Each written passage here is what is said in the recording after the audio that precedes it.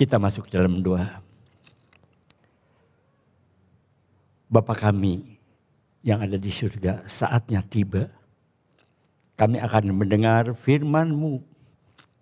Oleh karena itu, Kau urapi hamba-Mu yang tidak ada apa-apanya. Biarlah kami semua diberkati oleh firman-Mu yang hidup ya Tuhan. Biarlah kami merenungkan tentang Jumat Agung ini. Terima kasih Tuhan. Sucikanlah hati hamba-Mu sehingga Engkau leluasa memakai mulut bibir hamba-Mu, lidah hamba-Mu. Berbicara Tuhan, kami siap untuk mendengar. Dalam nama Yesus kami berdoa. Dalam nama Yesus kami bersyukur. Amin. Ya. Tadi kita lihat sekelebat, saudara. Ya. Yesus menderita sampai mati. Karena Yesus menderita sampai mati, maka kita semua menjadi hidup. Tanpa Yesus mati untuk kita. Karena kita sebenarnya kitalah yang harus mati. Kitalah yang harus disalib. Tapi Yesus menggantikan kita. Menanggung hukuman dosa atas kita. Yesus menebus kita. Sehingga semestinya bukan Yesus yang disalib. Kita yang harus disalib. Tapi Tuhan Yesus menggantikan kita. Untuk menanggung segala hukuman yang seharusnya kita tanggung. Kami tidak bisa berkata apa-apa pun. Karena Yesus begitu mengasihi kami. Karena Bapa begitu mengasihi kami. Sehingga Dia menggantikan kita semua. Untuk menanggung dosa kita. Ya, tema hari ini adalah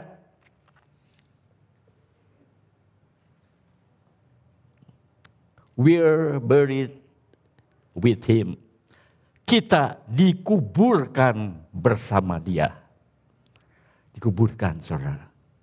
Waktu seorang bayi lahir, setiap orang tuanya atau papa mamahnya selalu mengharapkan bayi itu akan tumbuh menjadi besar, tumbuh menjadi dewasa, dan menjadi orang yang sukses. Ya, setiap orang tua. Tidak ada seorang pun sebagai orang tua mengharapkan bayinya akan tumbuh besar, menjadi dewasa, dan setelah dewasa hidup menderita sampai mati. Tidak ada seorang pun orang tua yang mengharapkan demikian. Tapi berbeda dengan Bapa di sorga. Karena begitu besar kasihnya. Ia memberikan anaknya yang tunggal. Anaknya yang satu-satunya lahir di dunia menjadi dewasa. Dan setelah berumur 33,5 tahun. Mati dengan penuh penderitaan. Mati dengan penuh kehinaan. Mati di atas kayu salib sebagai penjahat. Mengapa disebut sebagai penjahat, saudara? Karena Yesus mati di atas kayu salib. Dan pada waktu itu hukuman yang paling berat bagi penjahat adalah hukuman mati di atas kayu salib. Sebenarnya hukuman disalibkan itu bukan hukuman orang Yahudi, saudara. Tapi hukuman orang Romawi. Dan Yesus menjalani hukuman tersebut sampai mati. Jadi benar perkataan orang-orang, tujuan Yesus lahir di dunia itu adalah untuk mati. Dia datang untuk mati.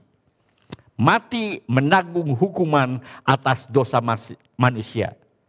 Artinya menggantikan kita orang yang percaya.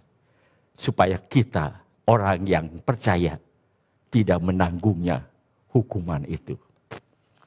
Dan Yesus sendiri berkata menjelang kematiannya di atas kayu salib. Sebelum dia mati berkata sudah genap. It's finished. Sudah selesai.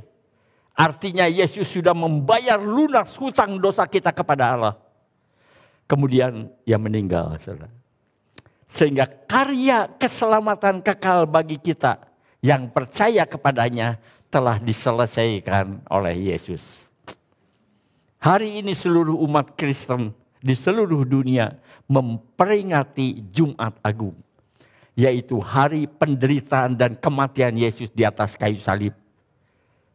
Untuk menebus dosa manusia. Mengapa harus diperingati, saudara? Ada dua alasan yang utama kita memperingati. Yang pertama, karena tanpa kematiannya, maka kitalah yang seharusnya disalib, bukan Yesus. Karena Yesus tidak pernah berdosa. Tetapi Yesus menggantikan kita untuk menebus hukuman dosa yang seharusnya kita yang menanggung. Sehingga bagi kita, orang percaya, kita tidak usah menanggungnya lagi. Karena Yesuslah yang sudah menanggungnya. Menggantikan kita. Ia benar-benar juru selamat, saudara. Benar-benar juru selamat kita. Yang kedua, alasan yang kedua. Untuk menyadarkan betapa besar kasihnya kepada kita. Kita yang berbuat dosa. Tapi Tuhan Yesuslah yang menanggung hukuman atas dosa kita. Begitu besar kasihnya kepada kita. Istilahnya mah Tuhan Yesus sudah pol-polan.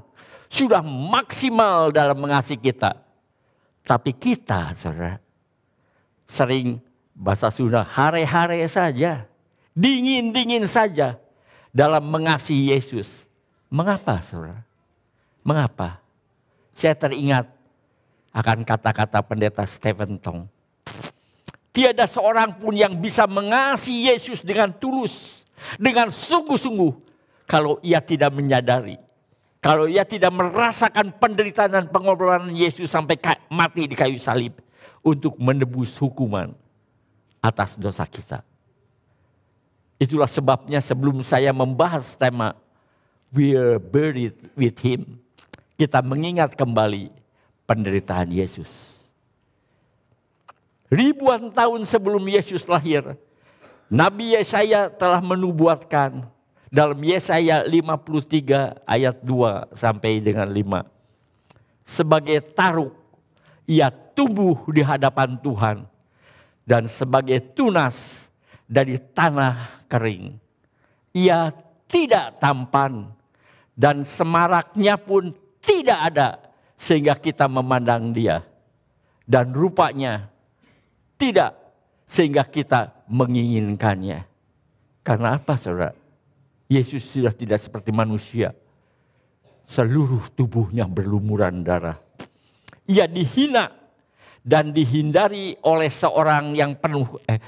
Ia dihina dan dihindari orang. Seorang yang penuh kesengsaraan. Dan yang biasa menderita kesakitan. Ia sangat dihina. Sehingga orang menutup mukanya terhadap dia.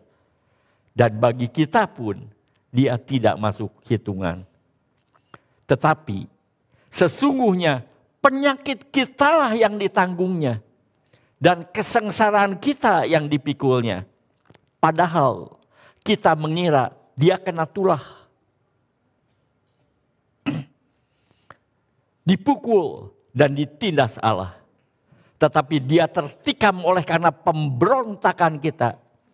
Dia diremukan oleh karena kejahatan kita. Ganjaran yang mendatangkan keselamatan bagi kita ditimpahkan kepadanya. Dan oleh bilur-bilurnya kita menjadi sembuh. Dan perlu saudara ketahui. Orang yang dihina, terhina menurut orang-orang Yahudi. Istilah hina itu bukan orang yang luntang-lantung, saudara. Bukan orang yang tidak punya kerjaan. Atau orang yang suka minta-minta. Atau menjadi pengemis. Tidak, saudara. Tapi yang disebut orang yang terhina adalah orang yang terkutuk. Itu yang disebut orang hina itu orang yang terkutuk. Orang yang dihukum mati di atas pohon. Di satu ayat dikatakan demikian. Dan Nabi Yesaya menubuatkan Yesus sebagai orang yang terhina, orang yang terkutuk.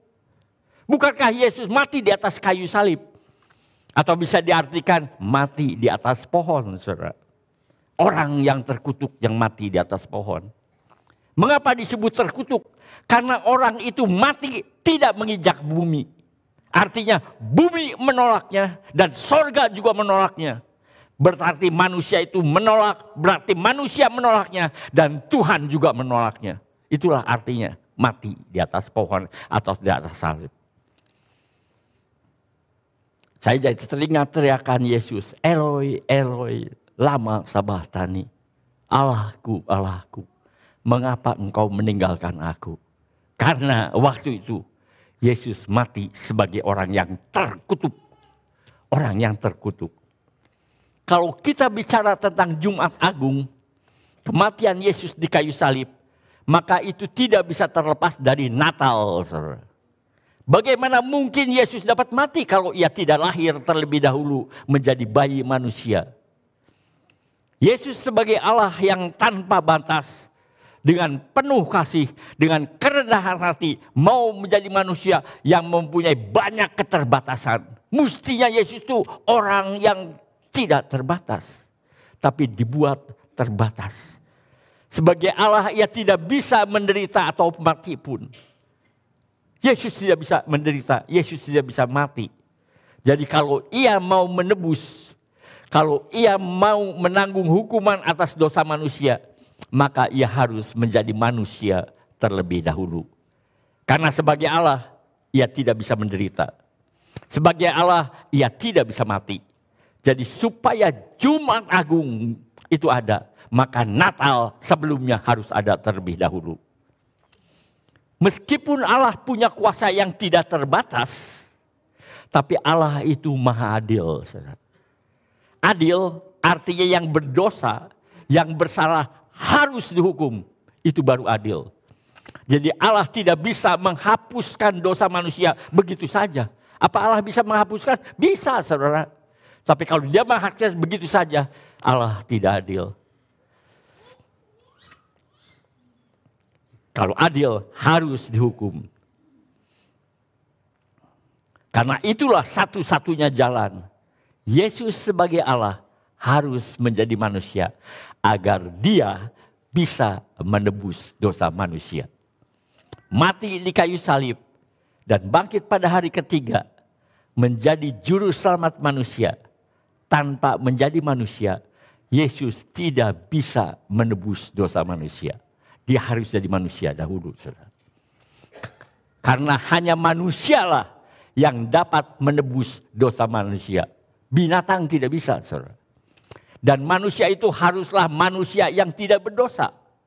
Karena bagaimana mungkin dia bisa menanggung hukuman manusia kalau dirinya sendiri berdosa. Manusianya juga harus tidak berdosa. Kalau manusia itu berdosa, bagaimana mungkin dia menanggung hukuman dosa manusia? Kalau dirinya sendiri berdosa. Sekali lagi, Yesus menderita sampai mati. Bukan karena kesalahan dia. Bukan karena dosa dia. Melainkan semata-mata karena pelanggaran kita. Karena dosa kita. Karena kesalahan kita. Yesus menggantikan kita untuk menerima hukuman atas dosa kita. Agar kita yang percaya kepadanya dapat diselamatkan. Dan kita tahu ayat yang paling populer, bukan saja tahu tapi kita hafal, Yohanes 3 ayat 16. Karena begitu besar kasih Allah akan dunia ini, sehingga ia telah mengaruniakan anaknya yang tunggal, supaya setiap orang yang percaya kepadanya tidak binasa, melainkan beroleh hidup yang kekal. Supaya setiap orang yang percaya kepadanya. Bagaimana kita bisa percaya, saudara? Semuanya karena kasih karunia. Semua karena anugerah Allah. Tidak binasa artinya tidak menerima hukuman kekal di neraka. Melainkan beroleh hidup yang kekal. Hidup yang berbahagia selamanya di sorga. Ingat saudara, Yesus bukanlah manusia yang menjadi Allah. Jangan terbalik ya Tuhan. Yesus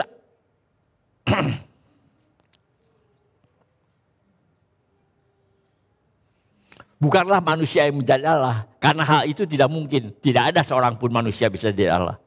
Tidak ada seorang manusia bisa Allah. Tetapi Yesus adalah Allah yang menjadi manusia. Jadi jelas hanya Yesuslah satu-satunya manusia yang tidak berdosa. Hanya Yesuslah satu-satunya yang bisa menggenapi hukum Taurat. Mengapa Yesus harus mati di atas kayu salib? Karena upah dosa itu maut, kematian. Sehingga ketika Yesus menanggung hukuman atas dosa itu, dia harus menderita, harus sampai mati di atas kayu salib. Karena Yesus sudah berlumuran dosa dan upah dosa adalah maut. Ya. Kembali saudara, saya akan masuk ke tema kita. We are buried with him. Kita dikuburkan bersama dengan dia. Berarti mati bersama dengan Yesus. Kalau kita percaya Yesus yang mati dan bangkit kembali, berarti kita pun percaya bahwa karya kematian dan kebangkitannya juga akan berlaku atas kita orang percaya. Seperti apa yang Yesus terjadi pada dirinya, itu pun akan terjadi pada diri kita. Seperti Yesus yang mati dan dibangkitkan kembali, kita pun akan mati dan dibangkitkan kembali. Dalam Roma 6 ayat 4. Dengan demikian kita telah dikuburkan bersama-sama dengan dia. Kapan kita dikuburkan sama dia, saudara? Oleh apa dikuburkan? Dikuburkan oleh baptisan dalam kematian. Supaya sama seperti Kristus telah dibangkitkan dari antara orang mati oleh kemuliaan Bapa, demikian juga kita akan hidup dalam hidup yang baru. Renungkan saudara, yang saya tulis Roma dan itu ditulis oleh Rasul Paulus. Seringkali tidak mudah untuk mengerti perkataan Paulus. Saudara. Ya, dia orang yang sangat pintar. Kita dikuburkan bersama-sama dia oleh apa? Baptisan dalam kematian. Jadi kita bukan dikuburkan seperti Yesus ke dalam tanah, saudara. Sama seperti Kristus telah dibangkitkan dari antara orang mati oleh kemuliaan Bapa, demikian juga kita akan hidup. Kita juga akan dibangkitkan menerima hidup yang baru. Artinya begini saudara, Yesus mati dan dikuburkan. Demikian juga dengan kita orang percaya. Kita mati dan dikuburkan, tapi dikuburkan lewat baptisan. Seperti Kristus telah dibangkitkan dari orang mati, kita pun dibangkitkan dari hidup lama kita yang mati. Jadi yang disebut mati di sini hidup lama kita yang mati. Yaitu hidup lama kita yang telah kita kuburkan. Kemudian kita bangkit untuk menerima hidup yang baru. Lewat baptisan, saudara. Suatu saat gereja Berea mengadakan upacara baptisan. Seperti biasanya saya melakukan upacara baptisan itu, saudara. Beberapa dari saudara di sini juga hadir pada waktu pembaptisan. Saya membaptis dengan menenggelamkan sampai seluruh tubuhnya tenggelam. Dan berkata, saya menguburkan hidupmu yang lama, kemudian bangkit menerima hidup yang baru. Saya angkat ke atas. Artinya, hidupmu yang lama, hidupmu yang berdosa itu sudah mati, dikuburkan dalam baptisan. Dan sekarang bangkit menerima hidup yang baru lewat baptisan. Itulah yang dimaksud oleh Rasul Paulus dengan berkata, bukankah kita telah mati terhadap dosa, dikuburkan dalam baptisan, dan bangkit kembali menerima hidup yang baru. Sebentar kita akan menerima perjamuan kudus. Saya selalu berkata, memberi penjelasan. Ya, yang ikut perjamuan kudus harus sudah dibaptis, betul enggak? Harus dibaptis. Yang belum dibaptis, jangan ambil perjamuan kudus. Karena waktu baptisan dikatakan kita dikuburkan mati dan kita hidup menerima hidup yang baru. Dan hidup hanya untuk memuliakan Tuhan. Nah, setelah kita dibaptis, setelah hidup kita untuk Tuhan, marilah bersama-sama mengikuti perjamuan kudus. Jadi itulah sebabnya, saudara. Dan ini penjelasan ada juga di Perjanjian Lama, saudara. Ya, jadi orang yang sudah mati dan dibangkitkan menjadi hidup yang baru. Orang demikian yang kita sama-sama melakukan perjamuan kudus. Yang belum dibaptis, yang belum mati, yang belum hidupnya buat Tuhan, yang belum dibangkitkan kembali, jangan ambil perjamuan kudus. Hanya orang yang sudah dibaptis, perjamuan kudus. Marilah kita merenungkan mulai di ayat yang ke-1. Dikatakan tadi di ayat yang ke-4. Hayu supaya kita lebih mengerti, hayu kita lihat dari ayat yang ke-1. Ke-1, ke-2, ke-3, ke-4. Ya, ayat yang ke-1 artinya Roma 6 ayat 1. Jika demikian, apakah yang hendak kita katakan? Bolehkah kita bertekun dalam dosa supaya semakin bertambah kasih karunia itu? Jika demikian, jika apa, saudara? Apa yang dia dimaksud dengan demikian? Jadi terpaksa kita harus merenungkannya mulai dari ayat yang sebelum dari ayat itu. Yaitu Roma 5 ayat 20. Tetapi hukum Taurat ditambahkan supaya pelanggaran menjadi semakin banyak. Dan di mana dosa bertambah banyak, di sana kasih karunia menjadi berlimpah-limpah. Di mana dosa bertambah banyak, di sana kasih karunia menjadi berlimpah-limpah. Jadi, apakah kita semua harus semakin berbuat dosa? Supaya kita dapat kasih karunia yang berlimpah-limpah. Seringkali saya merenungkan dan kadang-kadang tidak gampang, saudara. Minta Roh Kudus yang itu kan. Jadi apakah kita semua harus semakin berbuat dosa? Supaya semakin banyak kita berbuat dosa, kasih karunia akan semakin berlimpah-limpah. Sampai saat itu saya jadi bingung, saudara. Masa akan semakin berbuat dosa, semakin berlimpah-limpah kasih karunia Allah. Semakin berlimpah-limpah anugerah Allah. Tapi puji Tuhan, saudara. Ya, di ayat kedua, Rasul Paulus menjelaskannya. Dalam Roma 6 ayat 2. Sekali-kali tidak. Bukankah kita telah mati bagi dosa? Mati bagi dosa. Bagaimana kita masih dapat hidup di dalamnya? Enggak mungkin dong. Mana mungkin semakin kita banyak berbuat dosa. Bukankah kita telah mati bagi dosa? Terhadap dosa. Jadi bagaimana mungkin kita hidup di dalamnya? Kembali saudara, Rasul Paulus menjelaskannya di ayat yang ketiga. Yaitu Roma 6 ayat 3.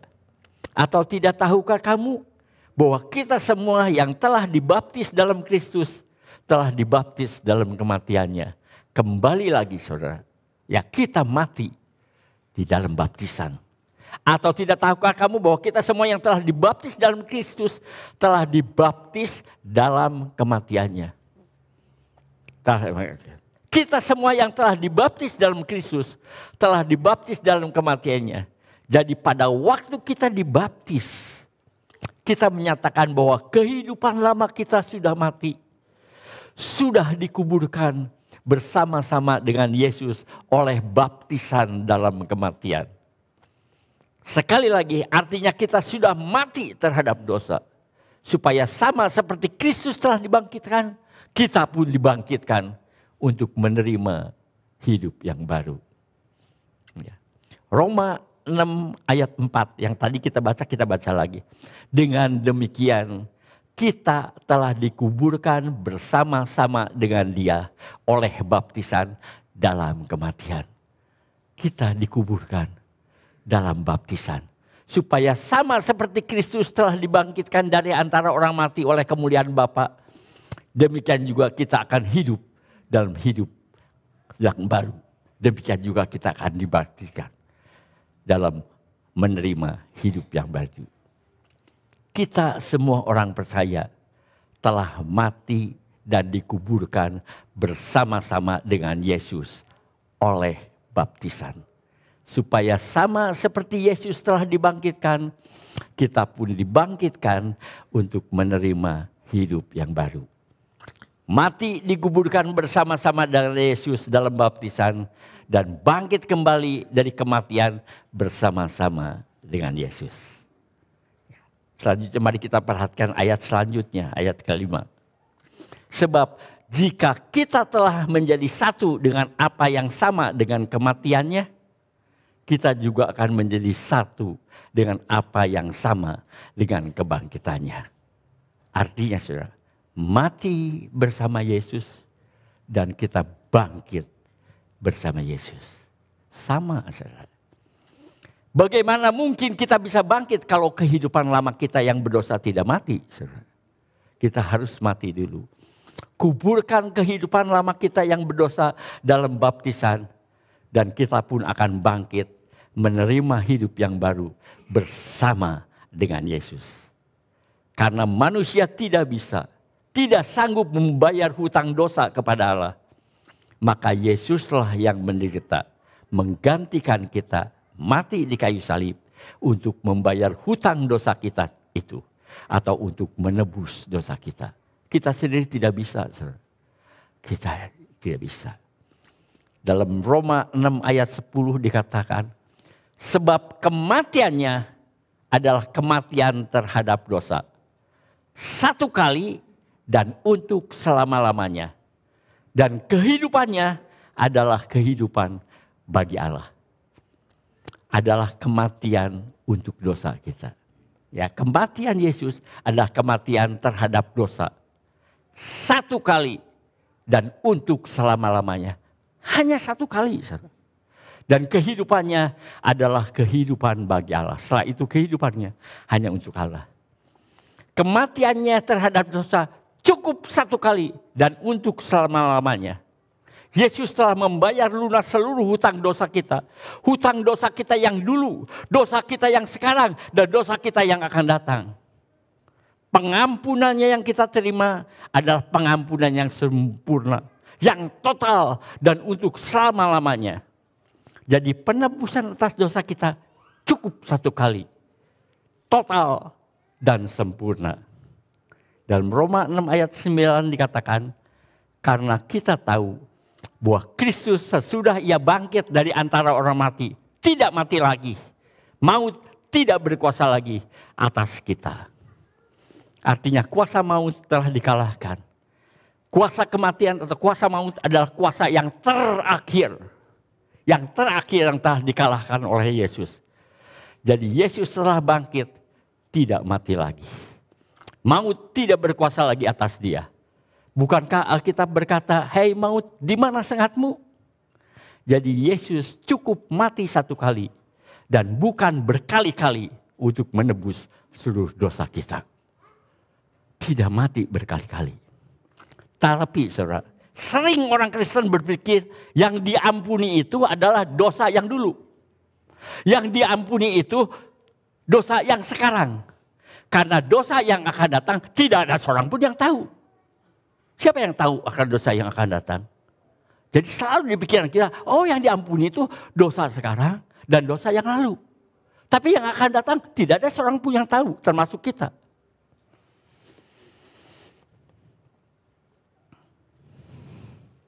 Kita sendiri tidak tahu jenis dosa apa yang akan kita lakukan di kemudian hari. Memang kita tidak tahu, saudara. Tapi Yesus tahu. Bukankah Petrus berkata, orang lain boleh saja meninggalkan engkau. Tetapi aku tidak akan pernah meninggalkan engkau. Tapi Yesus yang tahu berkata, Yesus menjawab, sebelum ayam berkokok, engkau telah menyangkali aku 3 kali. Sebelum ayam berkokok. Tugas Yesus datang ke dunia untuk menyelamatkan kita orang percaya dengan membayar lunas seluruh hutang dosa kita kepada Allah. Tugasnya telah selesai. Buktinya menjelang matinya di atas kayu salib, Yesus berkata tetelestai. Tetelestai itu bahasa Yunani yang berarti telah selesai. Ya, jadi Yesus telah menyelesaikan seluruh pekerjaan yang ditugaskan oleh Bapa. Pekerjaan apa saudara? Pekerjaan menyelamatkan orang berdosa yang percaya kepadanya. Untuk lebih jelasnya saya coba pakai ilustrasi. Seorang pelukis setelah menyelesaikan lukisannya berkata dengan penuh kebanggaan, tetelestai, sudah selesai. Artinya tidak ada yang bisa ditambahkan atau tidak ada lagi yang harus dikurangi. Sudah sempurna. Yesus menebus dosa kita tidak berulang-ulang, saudara. Artinya bukan setiap kita berdosa, Yesus harus mati lagi untuk menebus dosa kita. Bukankah kita pikir demikian? Bahwa kalau dosa harus ditebus lagi. Tidak begitu, saudara. Tapi cukup satu kali dan untuk selama-lamanya. Beda sama apa? Dengan binatang penebus dosa itu. Berkali-kali. Kalau saudara berpikir, kalau Yesus menanggung dosa kita cukup satu kali. Bagaimana kalau kita berdosa lagi? Siapa yang menebus kita? Bagaimana kalau kita berdosa lagi? Memang kita tidak terikat lagi oleh dosa. Memang kita tidak terikat lagi menjadi budak dosa atau hamba dosa.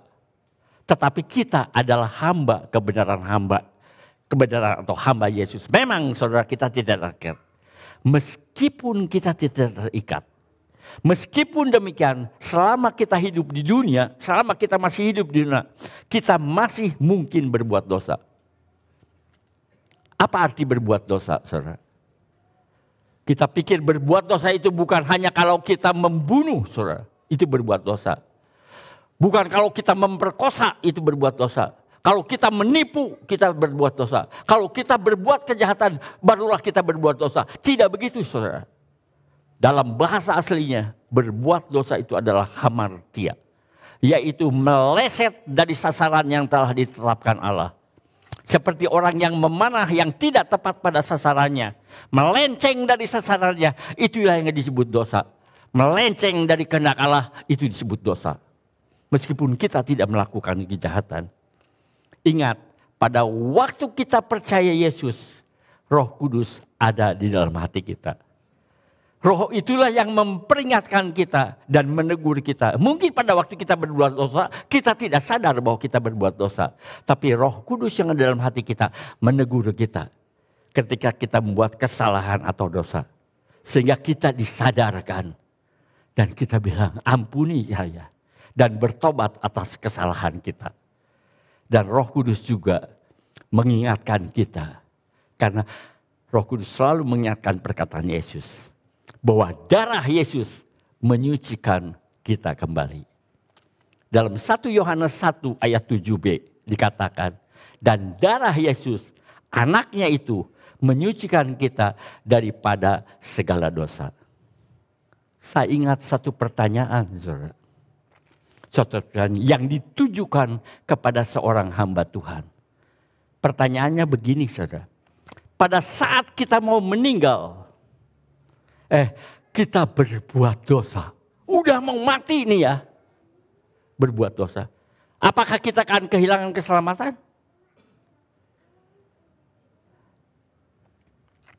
Jawabnya tidak, saudara. Karena pada waktu itu kita sadar. Roh Kudus mengingatkan kita. Ya, bahwa kita telah berbuat dosa. Ya. Roh Kudus menyadarkan kita. Dan berkata kepada kita. Bahwa apa? Saya percaya darah Yesus menyucikan kita daripada segala dosa. Jadi artinya kita tidak akan pernah kehilangan keselamatan. Karena Allah menyertai kita dan selalu menjaga kita. Jadi pada waktu kita mau mati, saudara, udah mau mati sedetik lagi, saudara. Dan pasti Roh Kudus yang dalam hati menyadarkan kita berdosa. Dan kita berkata, aku percaya darah Yesus menyucikan kita. Artinya apa? Darah Yesus membuat kita suci, putih seperti salju.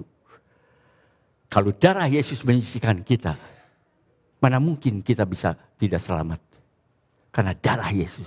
Ingat saudara, yang menyucikan kita bukan perbuatan kita. Tapi anugerah daripada kita. Jadi ingat, sekali diampuni, sekali Yesus mengampuni dosa kita. Artinya yang dulu, yang sekarang, dan yang akan datang, yang meskipun kita tidak tahu. Yesus sudah menyelesaikan tugasnya. Yesus sudah menanggung dosa itu. Ya, tetelestai, sudah selesai. Sekali Yesus menyucikan kita, maka Yesus yang menyucikan kita. Yesus tahu yang sekarang, yang dulu, dan juga yang akan datang. Dan Yesus tidak tanggung-tanggung. Sekali menyucikan dosa kita, total sempurna. Yang dulu, yang sekarang, dan yang akan datang. Bukankah dia tahu Petrus akan berbuat dosa? Diselesaikan semua dosa kita. Cukup Yesus satu kali mengampuni. Bukan seperti binatang. Setiap dosa minta ampun lagi. Setiap dosa minta ampun lagi. Setiap dosa dibereskan lagi. Total sempurna pengampunan Yesus. Karena Allah itu menyertai. Jangan berpikir kita yang mempertahankan iman kita. Karena Allah juga menjaga iman kita. Karena iman itu pemberian. Menjaga, menyertai kita. Bukan kita yang menjaga. Kalau kita yang menjaga iman kita. Kata saya udah itu. Tapi Allah sendiri. Yesus sendiri. Tidak ada seorang pun yang bisa mengambil dombaku dari tanganku. Tidak ada. Karena apa? Karena Yesus sendiri yang menjaga. Bukan kita. Bukankah kita bedanya kita dan agama lain tentang keselamatan? Agama lain selalu bilang perbuatan yang terutama. Lakukan perbuatan yang baik. Tapi kalau agama di sini, bukan kita yang melakukan perbuatan baik. Yesus yang melakukannya menggantikan kita. Kalau kita sih berjanji sebentar lagi juga pasti berubah lagi. Tapi kalau Yesus yang menjaga, kalau Yesus yang memberikan keselamatan itu. Sekarang saya tanya, apakah keselamatan itu karena usaha kita? Bukan, saudara. Allah yang menyelamatkan kita. Jadi yang berbuat itu Allah yang menyelamatkan kita. Bukan kita, saudara. Allah yang menggenapi seluruh hukum. Dan kita menerimanya karena iman. Iman. Sekali cukup untuk keseluruhannya. Jadi artinya dosa yang dulu, dosa yang sekarang, dosa yang akan datang. Yesus sudah menanggungnya. Yang melakukannya bukan kita, tapi Allah yang melakukannya karena kita. Allah yang melakukannya. Hanya satu, kita hanya percaya Allah yang melakukannya. Kita sendiri tidak sanggup untuk melakukannya. Makanya kalau kita ngotot terus tentang bahwa perbuatan itu penting, maka kita akan diadili oleh hukum Taurat. Tapi kalau kita percaya Yesus yang melakukannya buat kita, maka kita akan diadili menurut hukum kasih karunia. Saya harap saudara mengerti. Karena saya tahu berapa lama saya juga tetap ngotot bahwa perbuatan kita. Kemudian saya hanya berpikir kalau benar perbuatan kita menyelamatkan, maka saya tidak terbayang seluruh orang di sorga akan menyombongkan diri. Kamu tidak seperti saya sih. Makanya kamu harus setia. Makanya kamu harus taat. Jadi saya hanya berpikir, saudara. Wah, di sorga kita penuh dengan orang sombong. Tapi kalau sekarang, mengapa kamu masuk sorga? Semua karena kasih karunia. Semua karena anugerahnya. Karena yang melakukan untuk keselamatan saya bukan saya. Yesus yang melakukan menggantikan saya. Semuanya karena kebaikan Allah. Amin. Mari kita masuk dalam doa. Bapa kami yang ada di surga, kami tahu keselamatan kami itu dilakukan oleh Yesus untuk memenuhi syarat untuk keselamatan kami. Bukan kami yang melakukannya, tapi Allah sendiri, Yesus sendiri yang melakukannya untuk keselamatan kami. Jadi tidak ada seorang pun yang bisa menyombongkan diri. Semuanya karena kebaikan Allah. Semuanya karena anugerah Allah. Semuanya karena kasih karunia Allah. Dan kami terima dengan iman. Terima kasih Tuhan. Terima kasih. Biarlah Tuhan mencelikan mata hati kami, sehingga kami bisa bersyukur. Karena Allah begitu besar kasih-Nya. Allah yang berkorban bagi kami untuk keselamatan kami. Terima kasih Tuhan, terima kasih. Dalam nama Yesus kami berdoa, kami ucap syukur. Amin.